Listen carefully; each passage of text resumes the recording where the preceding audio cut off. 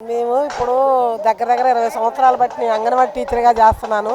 ఏ పోరాటమైనా కానీ మేము ఇలాగ సాధించుకోవడమే కానీ ఎప్పుడు కూడా మా మీద మమకారం ఏ ఎమ్మెల్యేకి కానీ ఏ ఎంపీకి కానీ మా మీద మమకారం లేదు.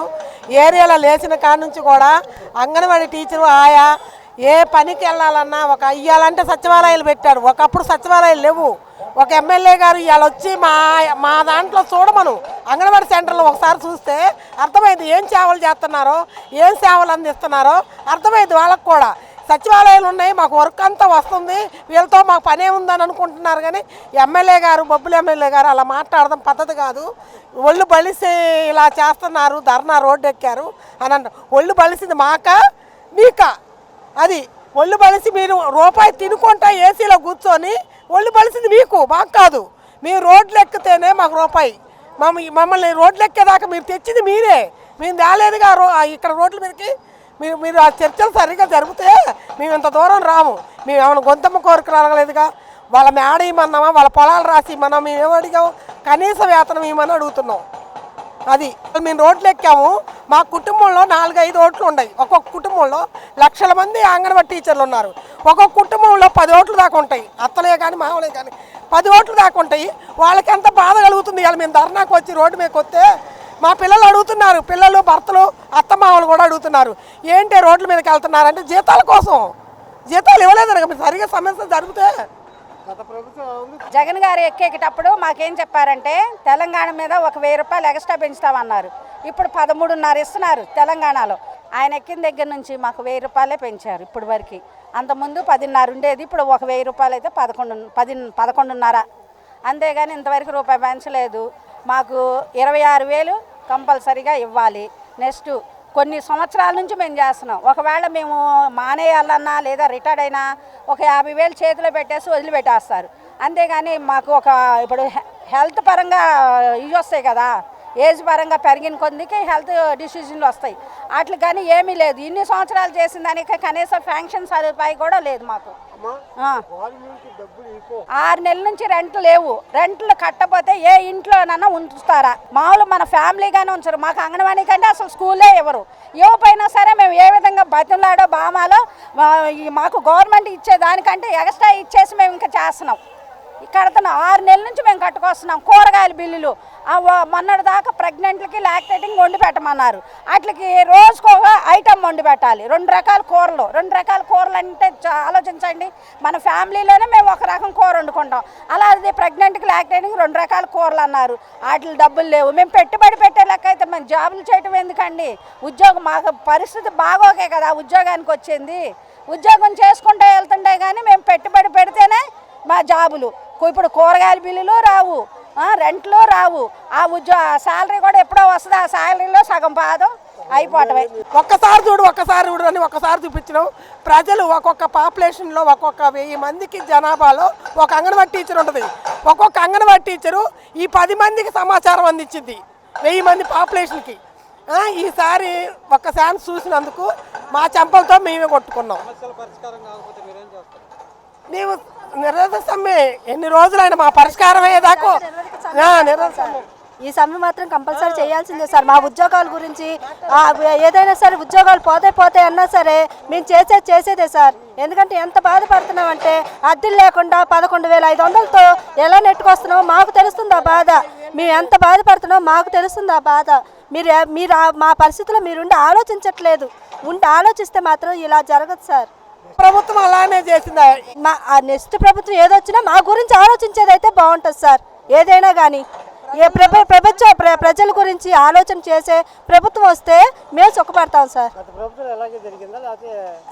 గత ప్రభుత్వం మీద ఈ ప్రభుత్వం మాత్రం ఇంకా దారుణంగా ఉంది సార్. బొబ్బిలి ఎమ్మెల్యే గారు ఈరోజు మమ్మల్ని ఒళ్ళు బలిసి అంగన్వాడీ వాళ్ళు కూర్చున్నారు అంటున్నారు. మా కడుపు మంట మాకే తెలుస్తుంది సార్. ఒళ్ళు బలిసి అనకూడదు. ఆయనకి తెలియాలి, మా బాధలు ఆయనకి తెలియాలి. ఒక్కరోజు మా అంగన్వాడీ స్కూల్కి వచ్చి మా ఉద్యోగం చేయమనండి. 24 గంటలు అంగన్వాడీ స్కూల్లో ఉద్యోగం చేయమనండి. ఆయనకి ఒళ్ళు బలిసిందా మాకు ఒళ్ళు బలిసిందా తెలుస్తుంది సార్. ఒక్కసారి వచ్చి ఒక్కరోజు చేయమనండి. వీళ్ళందరూ ఎమ్మెల్యేలు ఎంపీలు అయ్యి మాకు ఇన్ని ఓట్లు ఉన్నాయి, మా నియోజకవర్గంలో ఇంతమంది స్త్రీలు ఇంతమంది పురుషులు ఇన్ని ఓట్లు ఉన్నాయని ఎలా చెప్తున్నారు? మేమందరం మా పరిధిలో సర్వే చేసి పురుషులు ఇంతమంది, స్త్రీలు ఇంతమంది, మా ఏరియా పరిధిలో ఇంతమంది జనాభా ఉంటారు, అందులో పురుషులు ఇంతమంది, స్త్రీలు ఇంతమంది, పిల్లలు ఇంతమంది అని మేము చెప్తే కానీ వాళ్ళకి తెలియదండి రిపోర్టు. ఈరోజు ఆయన ఎలా మాట్లాడుతున్నాడు, ఆయన మా అంగన్వాడీ టీచర్లందరికీ సారీ చెప్పేదాకా మేము ఊరుకోము, మా అంగన్వాడీ వర్కర్లు అంటే ఏంటో మేము రిటర్న్ గిఫ్ట్ ఇవ్వదలుచుకున్నాం, చూపిస్తాం. నెక్స్ట్ 3 నెలలు ఎలక్షన్లు ఉన్నాయి, రిటర్న్ గిఫ్ట్ మేము తప్పకుండా ఇస్తాం, అప్పుడు చూడండి మా తడాకా కూడా. ఆ బొబ్బిలి ఎమ్మెల్యే గారు 2 లక్షల జీతం తీసుకుంటున్నారు నెలకి. మా జీతం 11,500 సార్. 11,500తో మేము ఎలా బతుకుతున్నాం, మా కష్టాలు మాకు తెలుసు. మా జీతం తీసుకొని ఆయన జీతం మాకు ఇవ్వమనండి, మా జీతం ఆయనకి ఇస్తాము. ఒక నెల మా జీతం ఆయనకి ఇస్తాం, ఆయన జీతం మాకు ఇవ్వమనండి, అప్పుడు మాట్లాడమనండి. ఒళ్ళు బలిసి మాట్లాడుతున్నారు, కడుపు మండి మాట్లాడుతున్నా అనేది మాట్లాడమనండి సార్, చూస్తాము. సంక్షేమ పథకాలు ఒక్కటి రావు మాకు, నాకు పెన్షన్ రాదు, పిల్లలకి విద్యా దీవెనలు రావు, ఏమీ రావు. మేము ఆ 11,500 ఎలా బతుకుతాం సార్? స్కూల్కి అద్దెలు కట్టి, స్కూల్ పిల్లలకి భోజనాలు పెట్టి, నా పిల్లల్ని పస్తుంచుకోవాల్సిన పరిస్థితిలో నేను ఉన్నాను సార్. నా పిల్లలకి నేను పౌష్టికాహారం పెట్టలేకపోతున్నాను, నేను తినలేకపోతున్నాను. మా పిల్లలకి పెట్టుకోకుండా స్కూల్ పిల్లలకి పెట్టాల్సి వస్తుంది. అలా మేము కష్టపడి జగన్ అన్నకు ఒక్క అవకాశం ఇవ్వాలని చెప్పి మేము ఓట్లేసి గెలిపించి, మా ఏరియాలో అందరి చేత మేము వేసి గెలిపిస్తే ఈరోజు ఆ ఎమ్మెల్యే గారు అలా మాట్లాడతారా?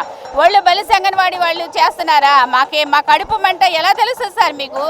మీరు ఏసీల్లో కూర్చొని మాట్లాడటం కాదు సార్, రోడ్ల మీదకి రండి, ఒక్కరోజు మా అంగన్వాడీ ఉద్యోగం చేసి చూడండి, మా బాధలు ఏంటో మీకు తెలుస్తాయి. మేము 12వ తారీఖు నుంచి ఇది 3వ రోజు ధర్నాలోకి ఎందుకు వచ్చాము, రోడ్లు ఎక్కామంటే మాకేమీ పని బాట లేకుండా రాలేదు. మేము చేస్తున్న పనికి కనీస వేతనం ఇమ్మని గవర్నమెంట్ని అడిగాం. మేమేమి గొంతెమ్మ కోరికలు కోరలేదు, మాకున్న సమస్యలను చెప్పుకుంటున్నాం. మేము అది ఇంటెద్దులు 7 నెలల నుంచి ఇంటెద్దులు రాలేదు, అలాగే కాన్వెంట్స్ బిల్స్ రాలేదు, అలాగే గ్యాస్ లేదు. ఈ రోజున గ్యాసు 1000 రూపాయలు కట్టి తీసుకోవాల్సి వస్తుంది స్కూళ్ళకి. కానీ గవర్నమెంట్ ఎంత ఇస్తుంది? నెలకు వచ్చేసి 400 రూపాయలు ఇస్తుంది. మాకు వచ్చే 11,500లో మేము సెంటర్ అద్దెలు 7,000 రూపాయలు కట్టుకుంటా, గ్యాస్ బిల్లు కట్టుకుంటా, మేము ₹1 ఇంటికి తీసుకెళ్ళటలేదు. మాకు ఇలా చాలడం లేదు. మాకు ఒక కనీస వేతనం 26,000 రూపాయలు ఇమ్మని చెప్పేసి మేము అడుగుతున్నాం. కానీ ప్రభుత్వం మమ్మల్ని ఎంత నిర్లక్ష్యంగా వ్యవహరిస్తుందంటే, బొబ్బిలి ఎమ్మెల్యే గారు ఎంత ఒళ్ళు బలిసి వాళ్ళు బయటకు వచ్చారని చెప్పేసి మాట్లాడుతున్నారు. మేము ఒళ్ళు బలిసి రాలేదు, మేము 7 months to 3 yearsకి సేవలు చేస్తున్నాం, గర్భిణీలకు బాలింతలకు సేవ చేస్తున్నాం. 3 to 6 yearsకి 9 గంటల నుంచి 4 వరకు ప్రీ స్కూల్ జరుపుతున్నాం. వాళ్ళు టాయిలెట్కి వెళ్ళినా, బాత్రూమ్స్కి వెళ్ళినా, వాళ్ళ ముడ్డలు కడుక్కుంటా మేము ఎంత శక్తికి మించి పనిచేస్తున్నాం. మా శక్తికి మించిన కనీస వేతనం ఇమ్మని గవర్నమెంట్ని అడుగుతున్నాం. కానీ ప్రభుత్వం రాకముందు అక్క చెల్లెళ్ళారా, అమ్మల్లారా అని చెప్పేసి మిమ్మల్ని తల్లిలతోటి మేము సంబోధిస్తున్నాం, అక్కలతోటి తోడి చెల్లెలతోటి సంబోధిస్తున్నాం అన్న ముఖ్యమంత్రి గారు బొబ్బిలి ఎమ్మెల్యే మాట్లాడినప్పుడు ఏం చేస్తున్నారు? ఏం చేస్తున్నారు? మీకు 2 లక్షలు, నెలకి 2 లక్షల రూపాయల వేతనం వస్తుంది. మాకొచ్చేసి 10,500 రూపాయలే వస్తుంది, 11,500 రూపాయలే. కానీ మేము చేస్తున్న ఎంత సేకరణ చేస్తుంది గవర్నమెంట్కి తెలీదా? ఏ పనైనా సరే అంగన్వాడీ వర్కర్ చేయాల్సిందే. ఏరియాల్లో ఏ పనులైనా సరే అంగన్వాడీ వర్కర్లు చేయాల్సిందే.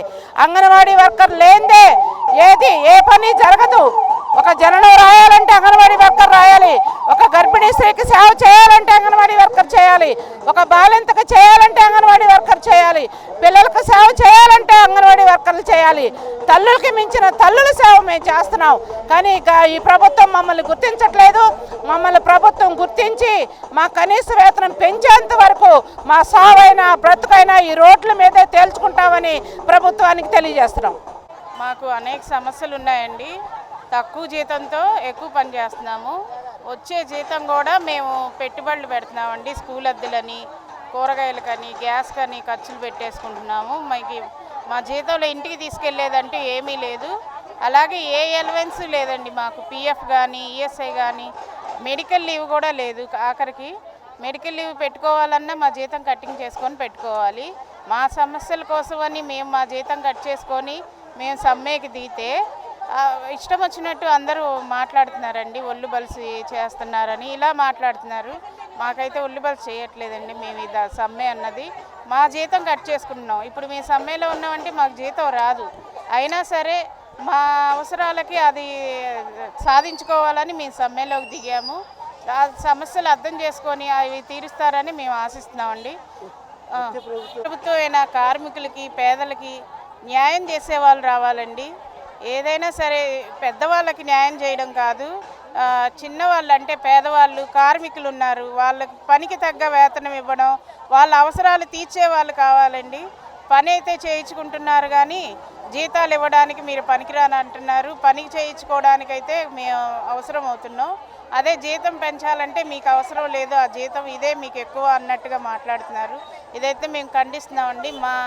మేము మా అవసరాలు అంటే మా డిమాండ్లు తీర్చేంత వరకు కూడా మీ సమ్మెని కొనసాగిస్తామండి ఇలాగే.